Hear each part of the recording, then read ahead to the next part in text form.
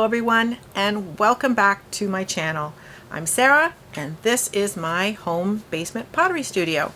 On today's episode I'm going to show you how I created these really fun bud vases, or oil bottles, or soap dispensers, all of the above. It can be just easily changed out with the lid. Stay tuned. So it's glaze day. The pot has been bisfired. You can hear the difference. It's got that kind of tingy sound to it. I always wash everything once it comes out of the kiln. It's not necessary. Some people just wipe things down with a sponge and that's fine, but I give everything a complete wash, and that's why it's got a little bit of a yellow hue. I find that sometimes happens. I have let this dry probably for, honestly, a good few days just to make sure all of that water is out of the body, and it's going to be then ready to receive glaze. I've decided on, from my test tiles, that I'm going to go with the blue Hydrangea and what is this? An Archies base. So I think I'm going to go with some nice drips, but I think I'm going to put Norse blue on the bottom. So I think I have Norse blue, the blue Hydrangea with the running going into it. I think it might be quite pretty. I'm going to try it. And I've decided what is going on each of these. And these are going to make little like oil bottles, something for the counter, or it could be a bud vase. So really versatile. So I've got these. I deliberately squished the sides. If you didn't see the video where I was actually throwing these, I just put little sort of divots on either side to make it a little bit easier to pick up. So that's what that is, and also has a little interest. This is the one that you saw me throw, and then you also saw me trim up all the little detailing on here. I'm going to put this glaze on this one. I'm going to put this glaze, which is Norse blue and Indigo rain, on this one. This one is going to get something I haven't tried. I'm going to try it anyways. At least not on this clay. I haven't tried it. So I'm going to try sea salt with textured turquoise, one of my favorite glazes here. And then on this one I'm going to use, oh oopsie, I mixed that up. That goes on this one. This one is going to get it. It's going to be lemon yellow. Oh sorry, frosted lemon from Mayco. And then on the bottom it's going to be winter wood. And then I'm going to do Archies base, so it's going to be really quite runny and flowy if it all works out. And I think it'll be nice going into all of this detail. So I'm going to use some wax resist on the bottom of all of these little bottles just to aid in glaze cleanup. What I do is pour a little bit of the wax in a glass and add a little bit of warm water just to make it a bit more fluid and a little bit thinner. I find it actually spreads much easier. You have a better control. With a piece like this, I often, as you can see, hold it in my hand when I'm actually applying the wax resist rather than using a banding wheel, just from a balance standpoint. And sometimes it's a little bit easier just to get it right where you want it. So I'm just using a small brush that has a fine tip, and that really does provide quite a bit of control so that you can get the wax where you want it. This will greatly speed up cleanup time when you are either painting on glaze, or in particular when you're dipping glaze, when you actually dip the pot, because the glaze just completely repels from the wax. It just sort of beads up, and then you can just wipe it away very, very easily.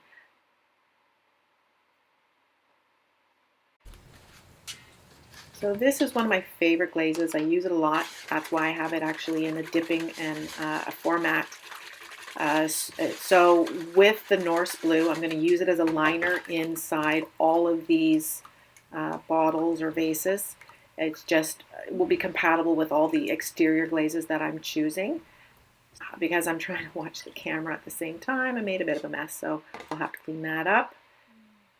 But when you dip it, or when you pour it inside. You want to, of course, swirl it around to get all sides and all areas of the pot, and then pour it out and try to shake out any residual, just so that it creates a nice even application on the inside. Now I'm just going to dip the outside on the bottom sort of third of the pot. Just hold it in there for 2 or 3 seconds. This one also needs Norse blue actually on the entire outside. So I did half on this one, halfway on the bottom, and I'm going to go all the way on this one because this is going to get indigo rain on the top. Let's just do. So I'm going to pour the Norse blue on. It sometimes is easier. My bucket isn't deep enough for me to actually submerge the whole thing. Pouring it over is still a very useful way to actually apply a glaze like this. You just might pour it a few times as I'm doing in the video. And then later what I will do, once this is dry, I will dip the bottom in to get the bottom portion of the pot covered in glaze as well. You can see that dipping glazes are much faster than brushing glazes. I didn't realize I wasn't recording all that. So sorry. So I lined each of the bottles with the Norse blue. And just cleaning up where it went where I don't want it to be. So I'm going to clean up this pot as well. I was kind of contemplating whether I was going to leave the kind of the drippy part of the Norse blue because it sometimes can interact quite nicely with a top glaze, but I did decide in the end to remove it. I was too busy trying to watch the camera while I was pouring glaze, and I made a bit of a mess. So, and I apologize for not recording when I did all the liners. I don't know what happened. I just missed pressing record. I'm debating if I should bring the Norse blue up a little higher, just because this runs a lot. And I think I want the runs up here rather than down there where I risk it going right off the pot. I think I'm going to bring Norse blue up a little bit. I'm going to do another dip. A little bit quicker, but a dip nonetheless. Or maybe I'll do a pour. Just pour it on. So this video is really geared to a beginner potter and really trying to outline and showcase all of the step-by-step of the different glazing practices. If you want to kind of fast forward through some of this, I will leave some information in the description for some timelines so that you can kind of fast forward to certain areas.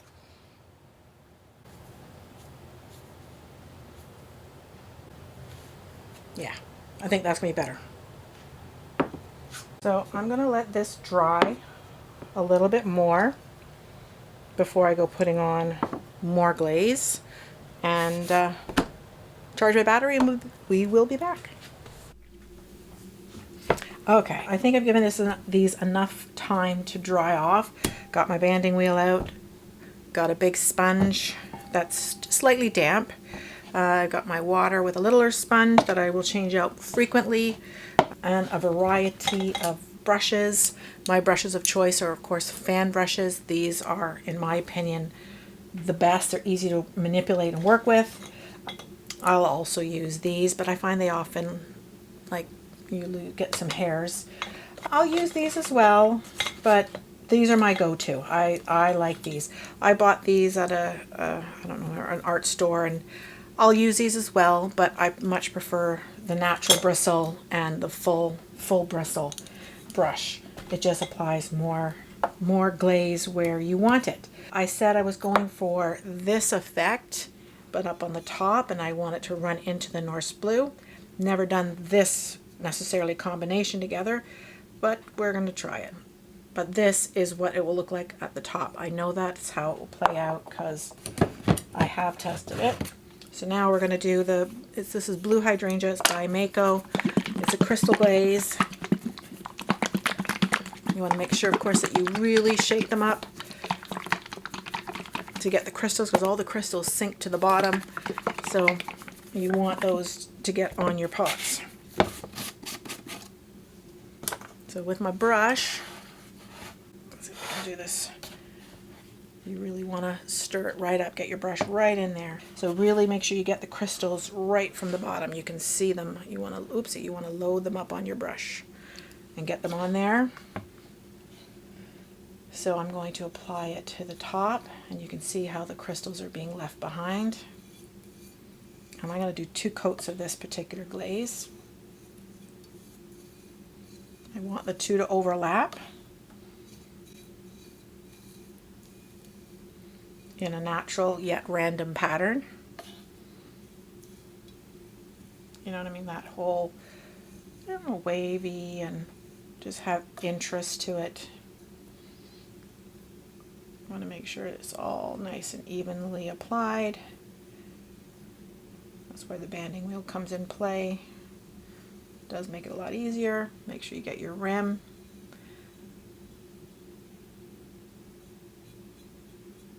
Kind of like it when the crystals bloom on the edge, and then they will kind of run inside just a little bit. I've got blue hydrangea,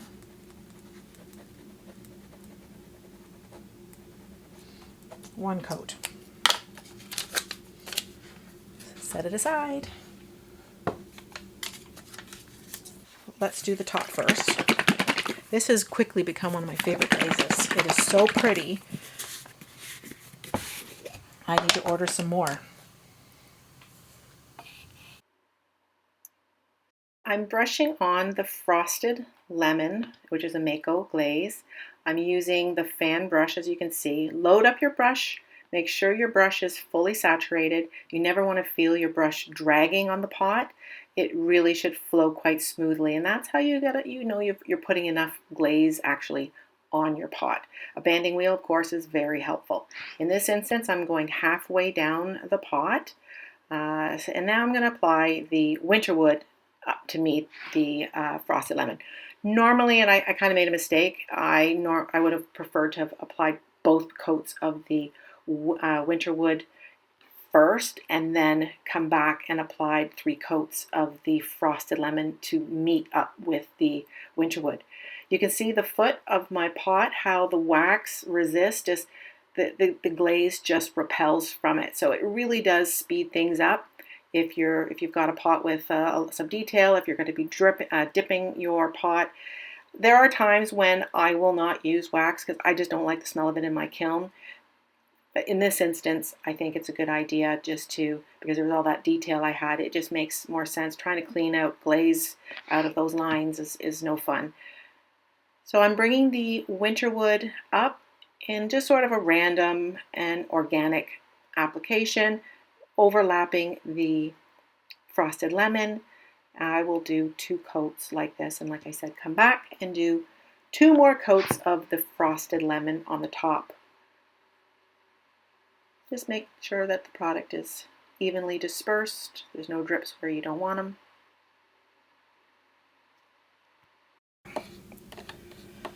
Let that dry, and then I'll do another coat of the winterwood, and then I'd rather bring the yellow down. This is coat number 1 of 2 coats for the sea salt as the base glaze on this particular pot.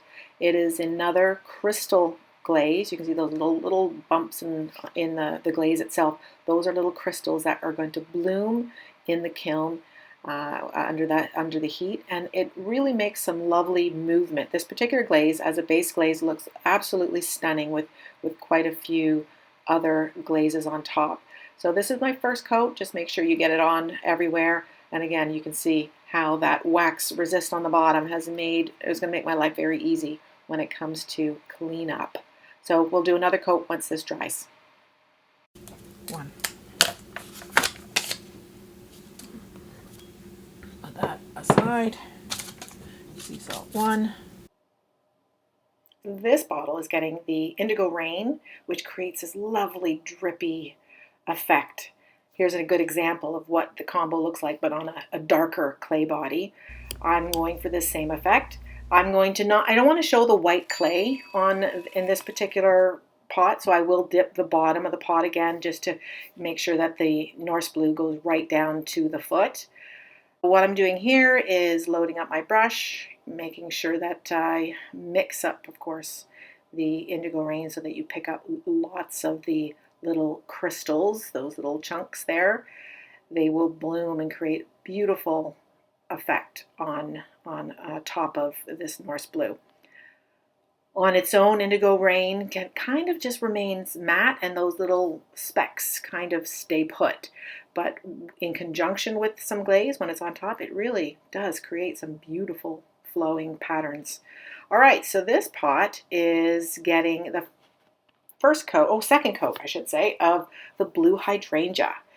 This one, too, is a lovely crystallized glaze.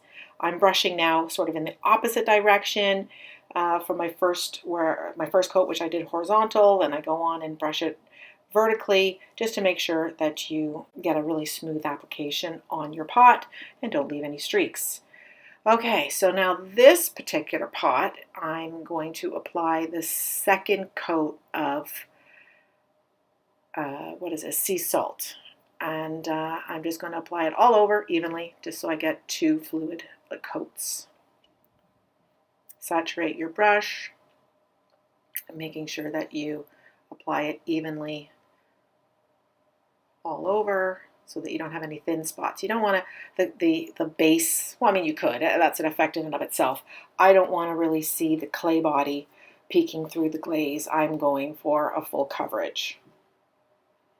Kind of working it into all of the texture at the bottom. And again, having that wax resist on the bottom makes such a difference for cleanup.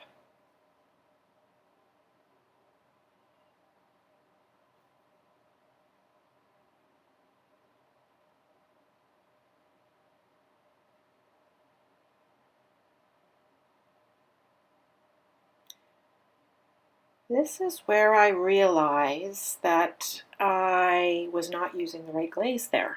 I thought I was doing another coat of sea salt, but I did a coat of Indigo Rain. I made a mistake. Oopsie. Sea salt, Indigo Rain, both gray, and I put the second coat of Indigo Rain on top of my sea salt. So I am going to have to decide whether I'm going to take it off and start from scratch on the outside, which is probably where I'm leaning towards, or gamble and try something. But if it were another glaze, I probably would say I'm going to say fate is telling me to do that. But Indigo Rain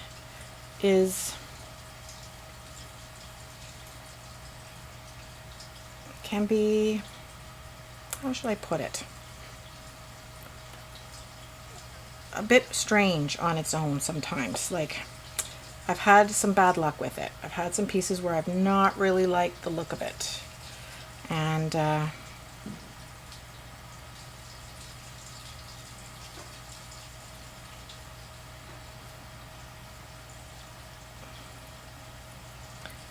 2 matte glazes, so I don't know.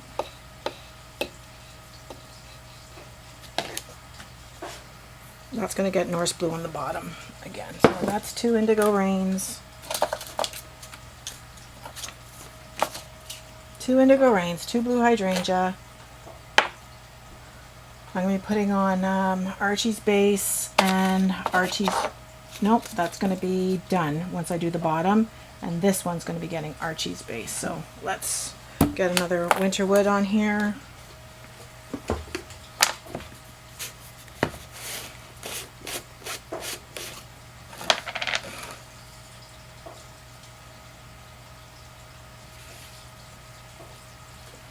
Okay. Center. Got winter wood, right? Yes. So I'm applying my second coat of winter wood. I'm following pretty much the same application as I did in the first coat, just going a little bit higher, because when I go and apply the frosted lemon, I'm going to actually bring it down a little bit lower so that they have a good overlap.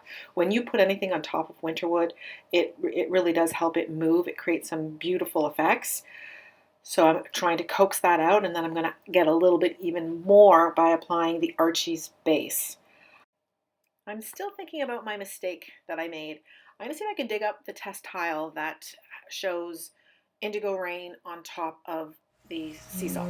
Maybe I will put lavender mist. I wasn't intending on being so purple.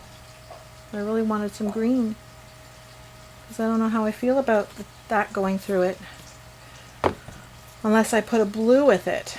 So I don't know, I might have to change my plan if this is going to be the base. So if you see it, I mean, that would be what the bottom would look like. So I have to think about what I'm going to put on top of it.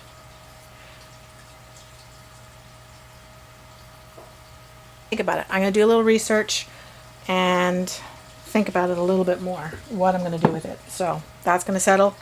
I think we're going to be done for today on those, because it's just, they're so heavily coated. I need to wait for that winter wood to dry on the bottom here before I go put another coat of the lemon, frosted lemon on the top, because I want it to overlap a little bit. And then I'm going to have to add the Archies base tomorrow. So I'm going to just clean these up for the night, and I'll be back tomorrow. Welcome back. It's day 2, and the bottles have had overnight to dry. The glaze is dry, so it's ready to receive some more glaze. So let's get to it so that we can get these in the kiln and fire them, because I can't wait to see how they're going to turn out. All right, I'm trying something a little different here with my lighting. Okay, got my banding wheel, got my glazes. All right, so yesterday we did 2 coats of winter wood on the bottom. I had done 1 coat of frosted lemon on the top, and of course, we poured the Norse blue on the inside. So I'm going to do a little bit more of the frosted lemon, and I'm going to bring it down a little farther over top of the winter wood, and it's going to run. So I hope to get that yellow, a little more vibrant, and then it's going to go into like a kind of a creamy, melty color. I've been glazing lots of things because, well, I have a fair bit of stuff to get in the kiln. Make sure you mix it up well, load up your brush, center to the banding wheel there, and let's just get this on. Sometimes you do have to, you know, especially when you are brushing on glazes, you kind of have to give it a little time in between, and sometimes it takes 2 days to glaze something, right? Because you're better off waiting, you know, to make sure you get the right coating. So you can see I've gone down probably 3/4 of an inch over top of the winter wood. It is going to run. So, and the fact, I think I'm going to actually be adding some Archies base to this as well, which is going to really run. I'm going to do the Archies base actually a little bit lower, because the goal is to get, this is winter wood on its own on the bottom, and this is Archies base, so it's got that nice creaminess. So I'm thinking if I do a bit of the Archies base below, I'm going to get this kind of creamy white going into the speckled brown. So that's the goal. Yellow, melted yellow, kind of that zone is really what it's going to be. And then into this. We shall see. We shall see. Hopefully it doesn't run right off the pot, but that's the goal. So I'm going to let that set up before I add the Archies base. We dip this in Norse blue, poured it on the inside, and then we've done 2 coats of blue Hydrangea, just this one, 2 coats of that, and now Archies base, so it makes it quite pretty. So I'm going to add a little bit of that to the top. So this is Archies base, the Coyote glaze. It will make anything run. It's so you got to be careful with it. So really shake it up, especially when you first get this container. Like, it took me probably about 15 minutes just to get all the stuff off the bottom to really get, it felt like glue almost at the bottom. Yeah, oh, it's there again. It might be a while, so it's like this goop, see? You want to get that all incorporated just because it looks fluid on the top. Okay, I got a fork just to kind of rake it. And you can see it's like big goops. You've got to get that up. You got to get that incorporated. Okay, I'm going to cover this. It's very fluid, as you'll see.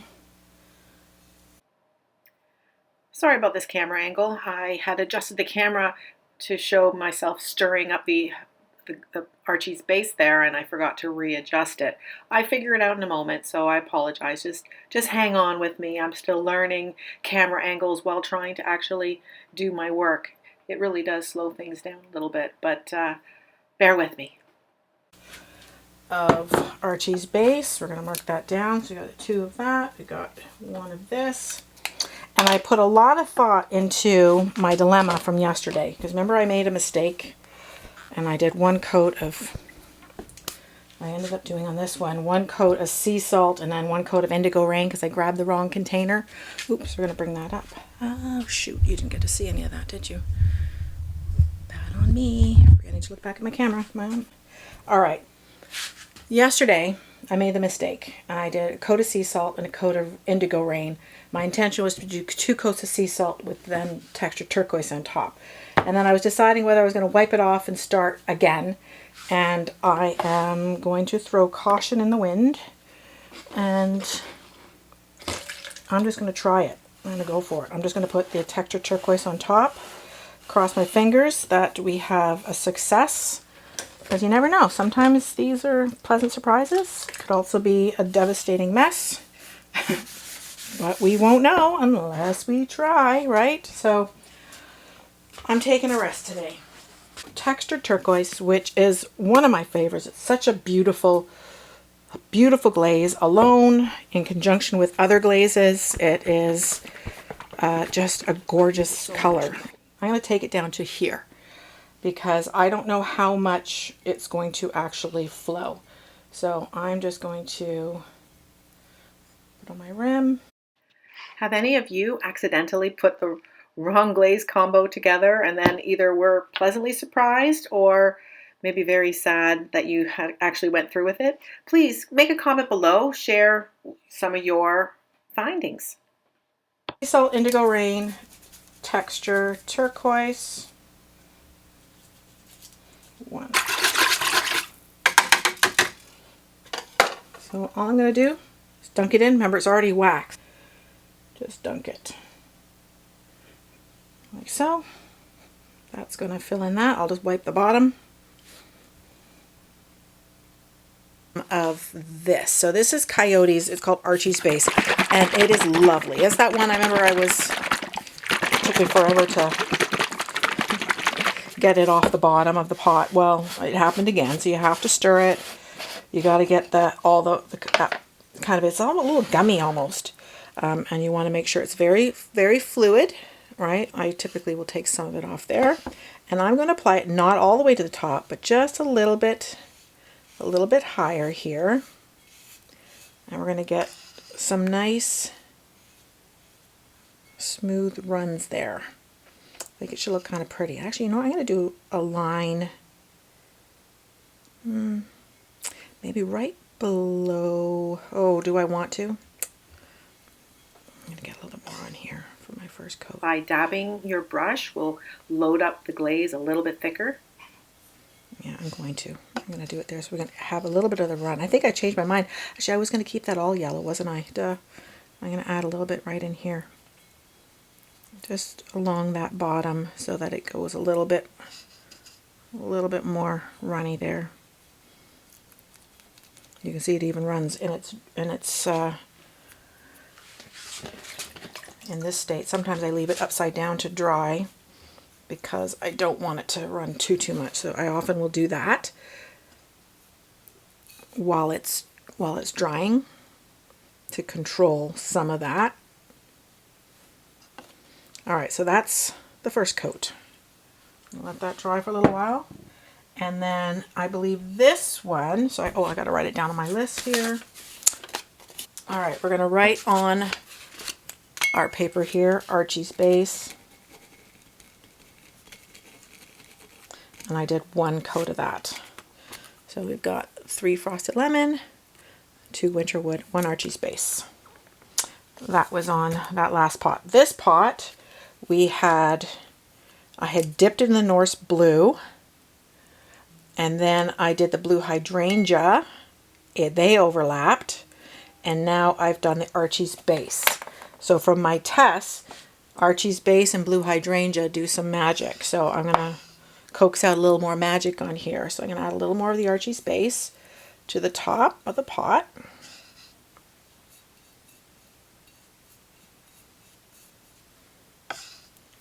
I typically don't bring Archies base too close to the bottom of your piece just because it's designed to run. It's going to run, and it's going to take whatever it has with it. Whatever it's on is going for the ride. So I just keep it to the upper, or even like an inch or 2 inches, an inch and a half, 2 inches from the bottom, just to be safe.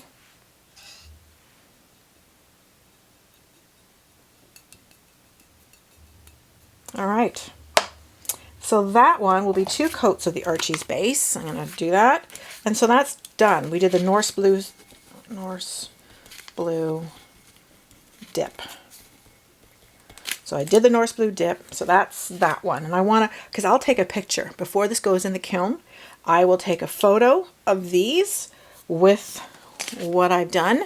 So if it comes out successful, or if there's something I might want to change, then I at least have a better understanding of what I did and exactly, ratio, where, how far down. All right, so this was the other bottle, which we are, I believe, finished. We did the Norse blue, and I re-dipped it to make sure I got all the bottom. So it was Norse blue and Indigo rain. So that one is done. And then this one is the crapshoot. I don't know what's going to happen because I made that mistake and I added a coat of Indigo rain instead of 2 coats of sea salt. So this is 1 coat sea salt, 1 coat Indigo rain, and so far 1 texture turquoise. We need another texture turquoise. So that's an Amaco color, one of my favorites. I have too many favorites. I just love glaze. Like, I can, I don't think I could settle. I don't think I'll ever be one of those potters that just, and there's nothing wrong with it, because I look at it and I admire when they have such a streamlined lineup of things. I don't know if I'll be able to do that, because I just love all the different colors and options that are available, right? So, like I said, I admire simplicity. I can look at so many pieces and just be absolutely in awe. And, I don't know, so many options, so many possibilities that I find it difficult to just choose one look. So that's probably why you see lots of different things from me, because I love the look of like raw clay. I love that look, or half and half. I love the look of drips. I love the look of color, I think that's probably you're gonna see a whole lot of different things from me. So that's my second coat of the textured turquoise, and that will be finished. I just need to do 1 more coat of the Archies base, and we will be ready to clean the bottoms and get them in the kiln. Say goodnight.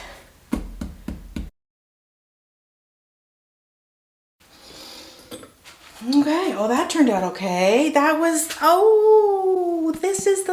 this was the crapshoot piece. This is the mistake, and it turned out okay. I'm happy with that. So that was the sea salt with the indigo rain, sea salt with indigo rain, and then textured turquoise on top. That's a cute little bottle, or it could be a nice little bud vase. That worked out okay. So that's okay. Let's see about this one. Oh, that's okay too. So that's nice. That's the indigo rain on top of the Norse blue. That turned out okay. And let's get these out of here.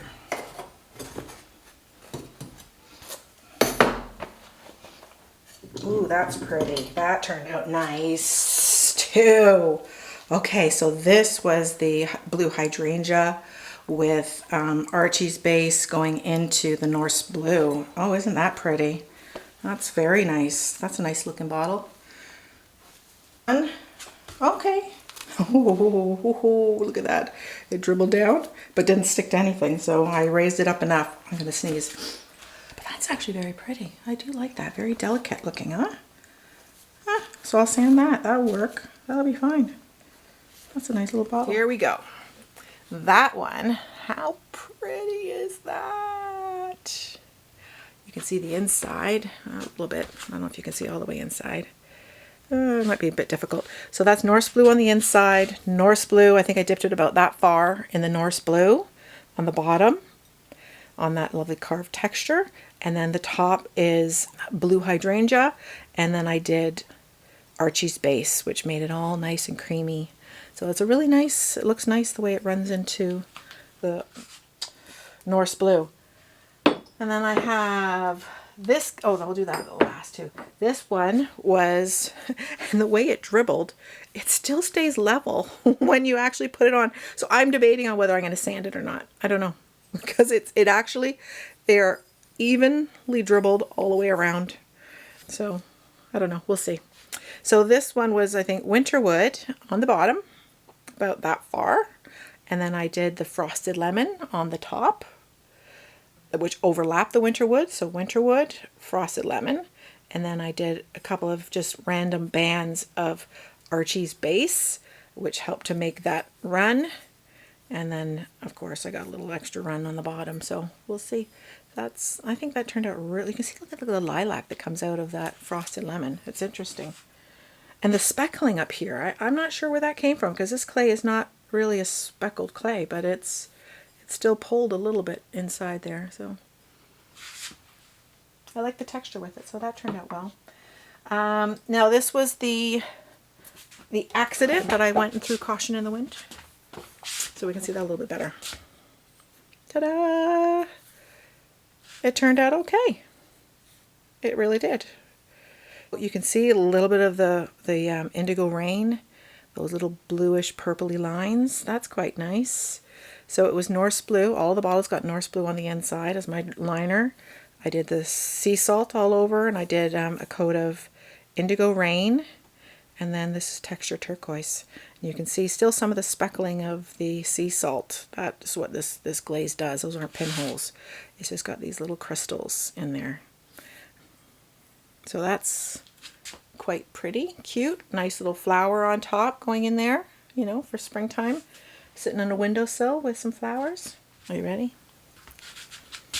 Ta-da! We did the Norse blue.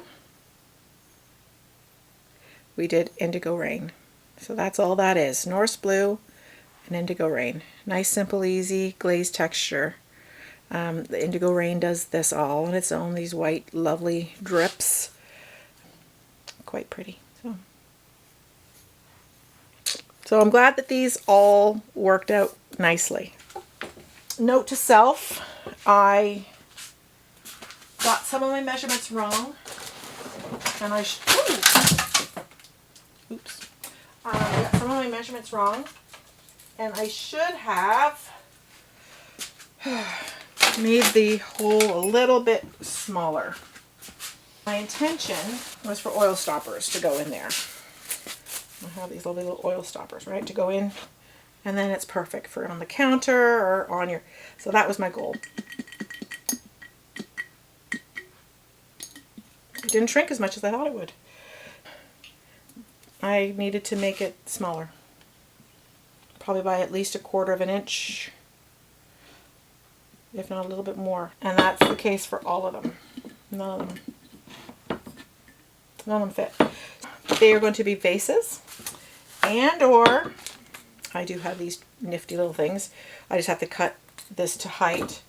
I would have preferred if that went down a little farther, so I'm going to try to outsource maybe a smaller cork for these so that they can be in a bathroom for soap dispenser. But isn't that cute as a soap dispenser?